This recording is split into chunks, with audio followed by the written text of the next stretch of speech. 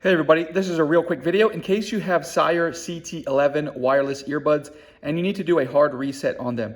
Now you might want to do this hard reset for a couple reasons. The first reason might be troubleshooting. If the earbuds will not connect to Bluetooth, or if they will not sync with your device, or if they keep disconnecting, or you're only getting sound out of the left ear or the right ear, a hard reset can fix a lot of these issues as it will restore the default factory settings.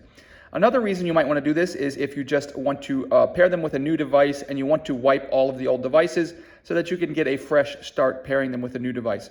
It's a real easy thing to do. All you need to do is put the earbuds in the case and have the case open. And then we're going to come in and find the reset button. And we're just going to press and hold that reset button for 10 seconds.